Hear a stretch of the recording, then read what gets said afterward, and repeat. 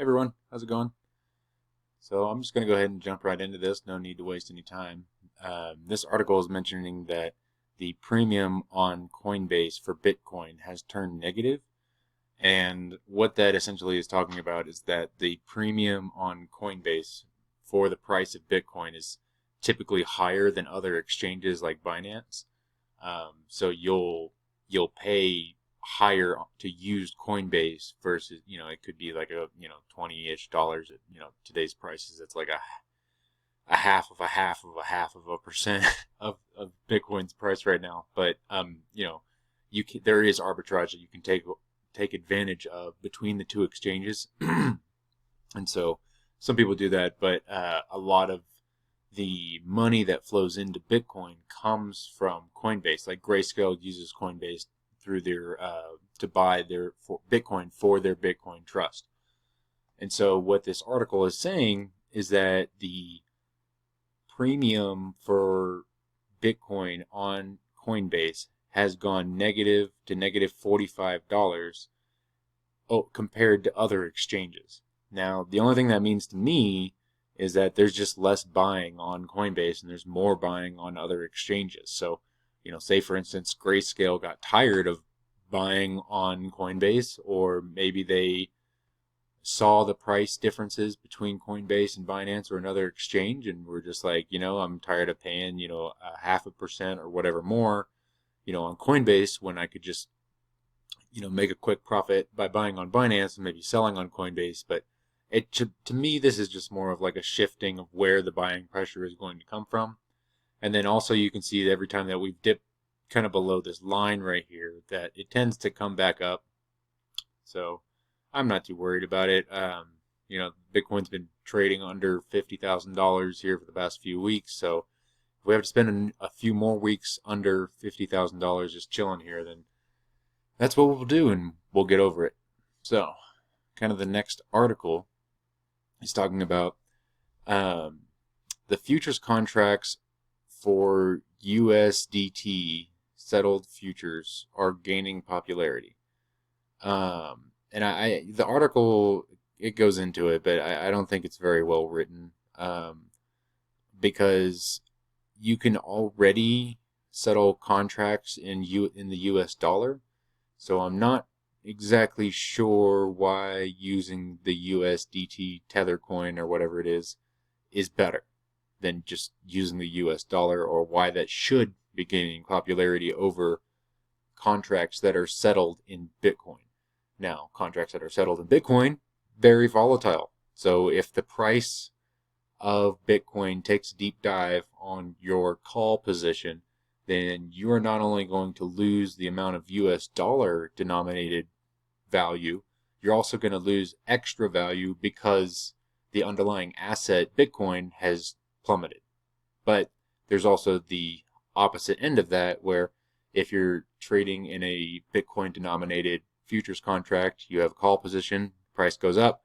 Not only do you get the USD spread, but you also get the Bitcoin spread on top of the USD spread. So it can go both ways. I do a very tiny bit of futures contracts trading. I made some good money on AMC and GNE, GameStop. But I really don't get into it a whole lot, and it's mainly just for stock trading. I'm not ballsy enough to do any crypto futures contract trading, but because I would legit just put a call position on Bitcoin and keep it open forever.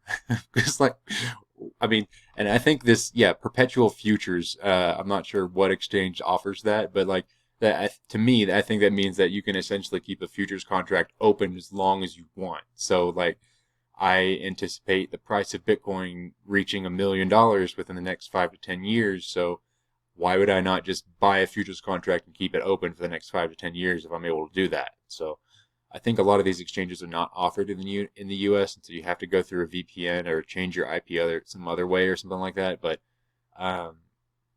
Bitcoin settled contracts, I could see why those would be less desirable over a US dollar or a USDT Tether settled futures contract. So it seems to just make logical sense to me. You don't really need to read the whole article. You can just listen to me.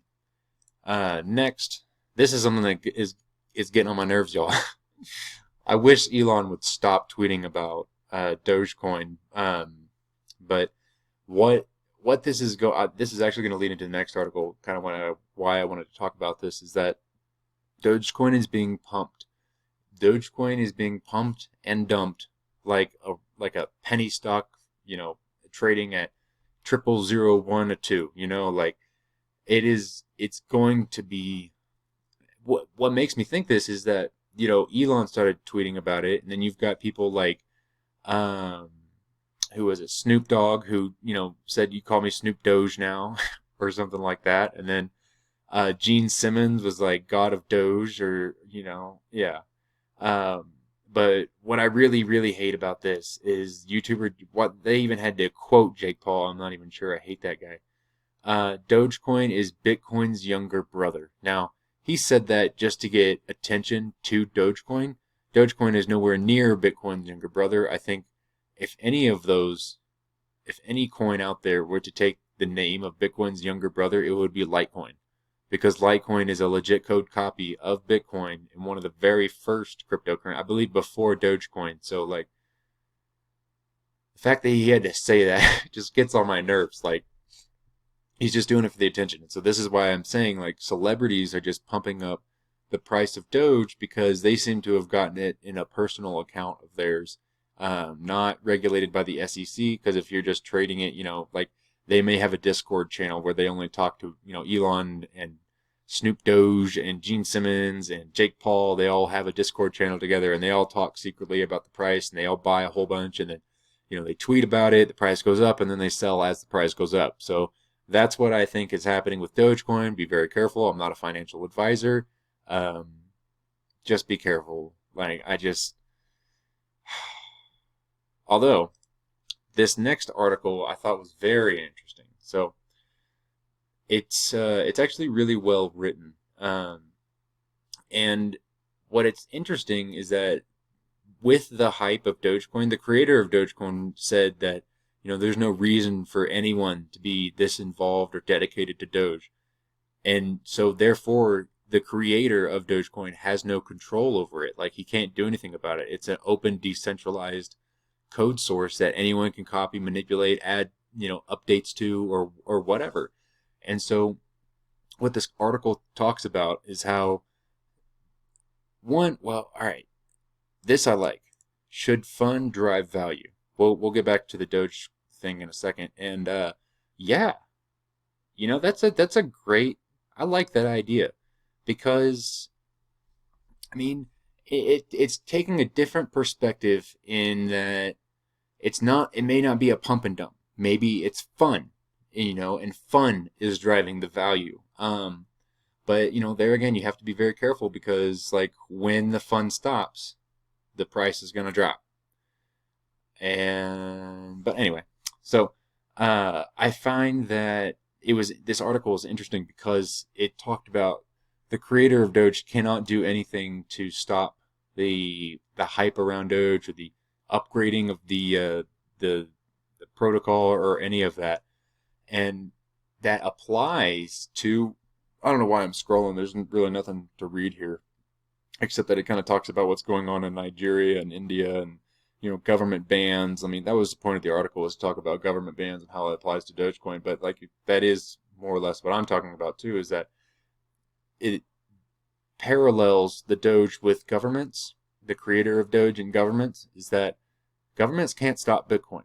They can try. They literally have to turn off your power and shut off your internet in order for you to stop trading in cryptocurrencies. And even that may not be enough, because if you have a smartphone, then you can just walk outside, go to some place that has power, have a renewable, energy source, like with solar panels, charge your phone or something like that, and then just get back to trading, get on some sort of VPN decentralized satellite internet network, like Starlink, offering for, I think, like the intro price is like $100 or something like that. So I just think that you can't stop Bitcoin. I'm trying to think of ways that a government could. I mean, they can always try and fine you and try and take your Bitcoin. They literally have to put a gun to your head in order for you to for them to try and take it from you. And even then, you could just say nah, but the thing is, like, if they kill you, they'll definitely never get it. It's not like a chance. Like, the reason why they have a gun to your head is because they can't get it any other way. Like with gold and, US dollars, they can shut off your bank. Like, that was one of the things in this article, is that one of the major, I think maybe it is the CBN here, closed the accounts of cryptocurrency users, and it was for their own good. See, I have a problem with that, because you should never be shut off from your own money for your own good. That's not a good thing. Like, this, if the if the U.S. government were to tell banks to close the bank accounts of cryptocurrency holders in the United States, you would see, I would like to think you would see immediate backlash, but, let's be honest, a lot of people are lazy and don't want to cause any more disturbance than, being alive does. But I would just think that a lot of people would be very upset. I mean, you've essentially, you at that point would have taken away, like, their livelihood and ability to survive. So I just thought this was really cool. I like this article. I think y'all should give it a read. So, crypto long and short, what does Dogecoin have to do with government Bitcoin bans? Give it a read. It's good stuff. But we'll be looking to see what India and Nigeria does over the next few weeks, because, they put out, like, we're going to ban Bitcoin, we're going to do this, we're going to do that. And India, at least, is like a paper tiger, where they say they're going to do something and actually don't. Whereas Nigeria seems to actually have closed the bank accounts of some of the cryptocurrency holders. So there is that. So currently we're kind of sitting just under 49,000. Like I said, we've been trading under 50 for a few weeks now. Ethereum down below 1,800 again. I don't give a shit about any of those coins. Litecoin, you know how I love Litecoin. Litecoin is up still. I mean, it was at like 220, 223, 225. I think it peaked out at. Like I said, y'all, like, I think Litecoin's really undervalued. Like, and we still haven't hit our previous all-time high. It's fast. It's ready to go. You can get a Visa debit card where it, hooks up with your Apple Pay, works everywhere. Like, huge. I'm a huge fan of Litecoin. Like, here's what I would see. Here's what I would like to see. I would like to see Bitcoin used as the store of value, and maybe it's it's slow. Not many upgrades are implemented. Maybe we get the Lightning Network so transactions can be faster and cheaper. But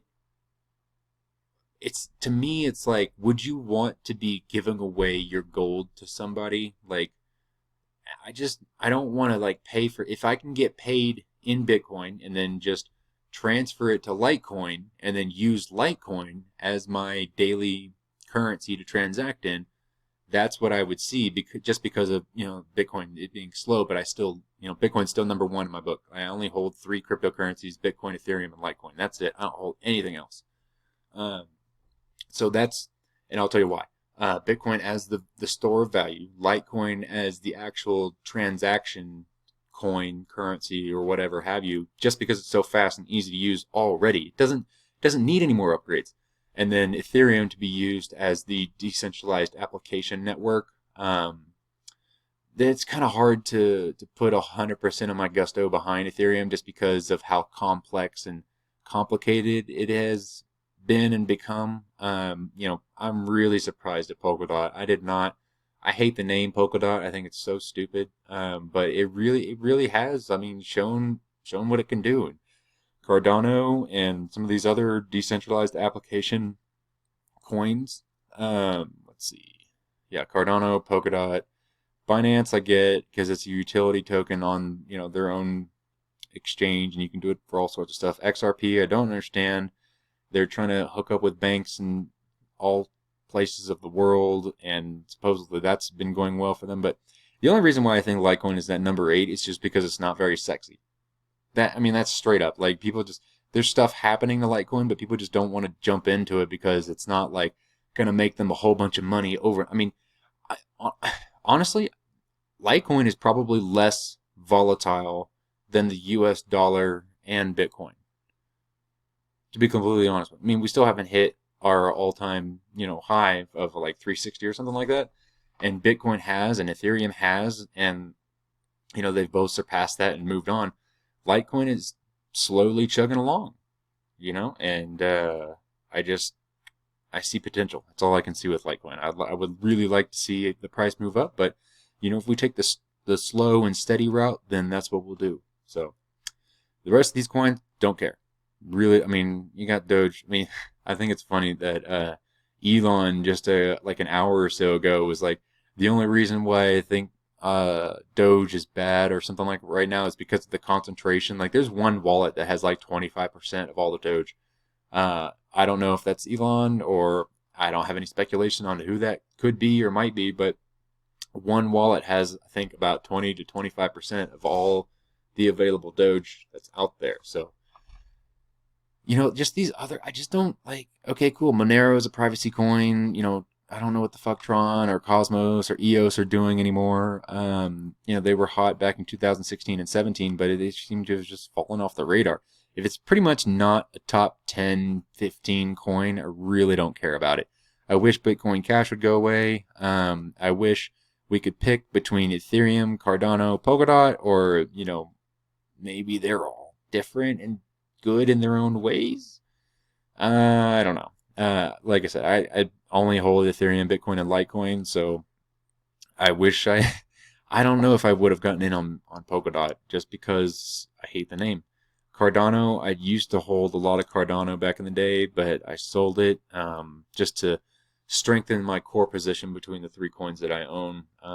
Just the ones that I'm comfortable. I take a very conservative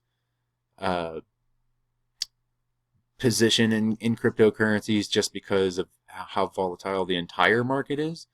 And so I am just, taking the slow and steady route. And trust me, it has been slow, but it has been steady. So there is that. So that's kind of all I've got for you right now. I'm sure I'll talk to you, all 10 of you who watch these videos tomorrow. So I will see you all then. Thanks. Like, subscribe, share, do all that cool fun stuff.